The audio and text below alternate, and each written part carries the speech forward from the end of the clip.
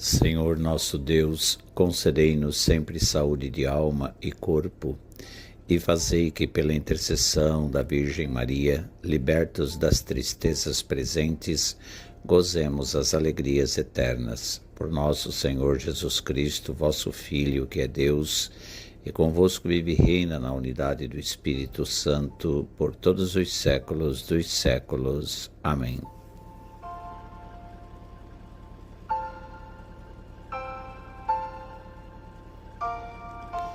Sob o olhar protetor e intercessor da Santíssima Virgem Maria, iniciemos nossa reflexão e oração neste sábado da 14ª semana do Tempo Comum. Em nome do Pai, e do Filho, e do Espírito Santo. Amém.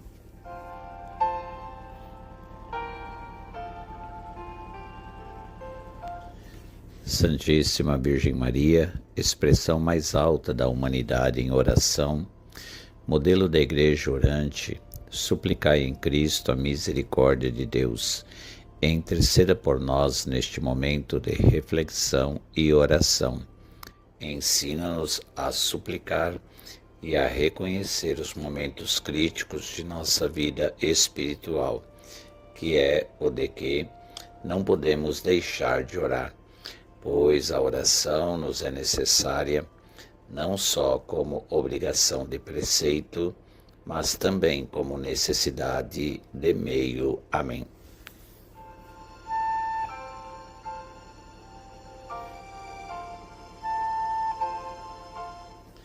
Meus irmãos e minhas irmãs, a liturgia de hoje nos coloca diante do livro do Gênesis, capítulo 49, versículos de 29 a 32, e capítulo 50, versículos de 15 a 26a.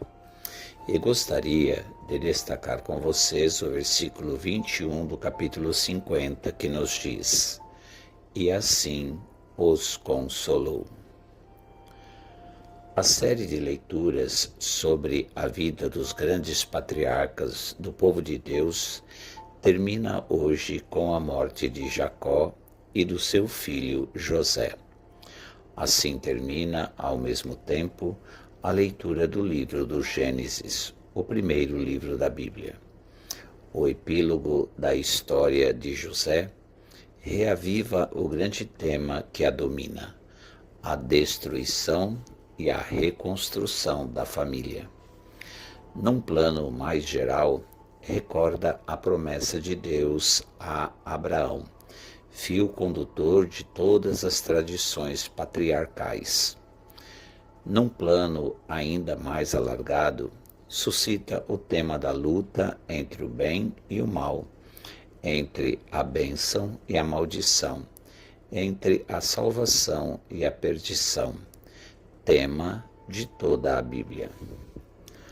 As palavras de José, ao morrer, interpretam a sua história e a história do povo de Deus no Egito, como o ponto de partida de uma futura história de salvação, e anunciam a seus irmãos a hora da entrada na terra prometida.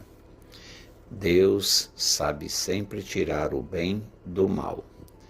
Ele, José, traído por seus irmãos, mas depois libertado, é figura de Jesus, o Salvador. Assim, o ciclo de José é uma figura do mistério pascal de Jesus. José foi incrivelmente generoso ao salvar seus irmãos da fome, mesmo depois de o terem vendido como escravo. Portanto, seria de se esperar que eles quisessem mudar de atitude.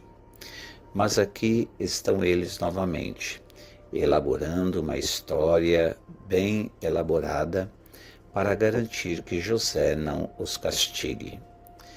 É verdade que imploram que ele os perdoe novamente, mas não fica claro o quão genuíno é o remorso deles. Mais uma vez, José os tranquiliza. Afirma que não tem nada contra eles. Se ele perceber a tentativa de engano deles, opta por ignorar. Em vez disso, promete cuidar deles. Não tenhais medo, diz ele. Isso não soa familiar? No Evangelho de hoje, Jesus diz aos seus discípulos 3 vezes: não tenhais medo. Eles estão prestes a partir para a sua primeira viagem missionária. Então ele os tranquiliza, dizendo que seu Pai os protegerá e cuidará de suas necessidades. Mesmo sendo discípulos fracos e pecadores, assim como todos nós, Deus os ama profundamente e não lhes virará as costas. Mesmo que falhem em sua missão, Ele continuará a amá-los. Com que frequência você se sente como os discípulos de Jesus ou os irmãos de José, só que em uma escala maior? Os discípulos provavelmente temiam que os habitantes da cidade os rejeitassem, assim como os irmãos de José temiam que ele os rejeitasse. Mas há maneiras pelas quais você tem medo de se aproximar de Jesus? Talvez você tenha acabado de cair novamente em um pecado persistente e se preocupe com o que ele lhe dirá. Talvez você ainda guarde rancor de um antigo amigo e tenha medo de encarar isso. Ou talvez você adie a confissão porque acha que não sente arrependimento suficiente. Não tenha medo. Deixe Jesus lhe garantir que nada do que você fizer ou disser poderá levá-lo a rejeitá-lo. Não importa com o que você esteja preocupado. Ele está sempre pronto para acolher e abraçá-lo com seu amor e misericórdia transbordantes. Obrigado, Jesus, por me amar tão plenamente.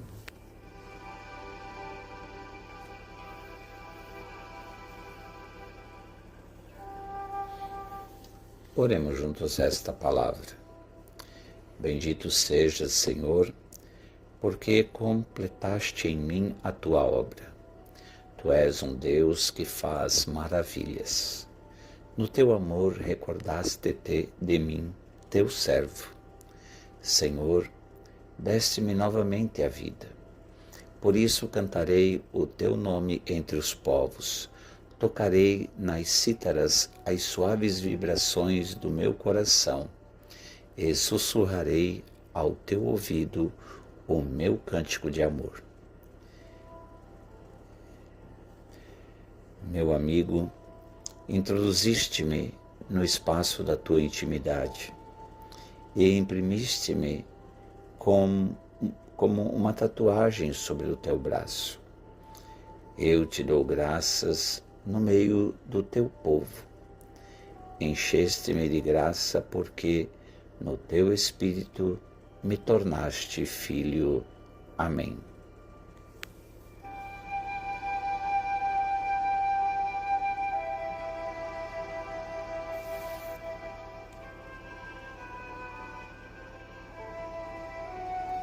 Elevemos a nossa prece ao Senhor da Messe por intercessão da Santíssima Virgem Maria, Mãe da Igreja, e do seu castíssimo esposo São José, para que nos conceda o Senhor inúmeras e santas vocações sacerdotais.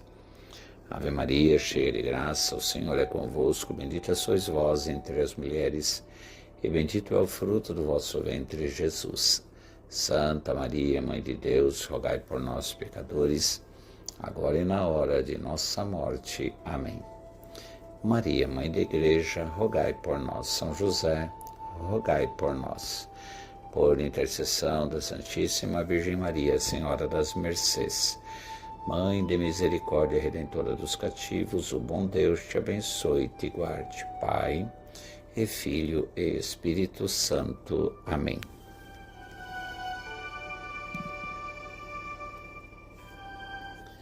Até amanhã, se Deus assim o permitir.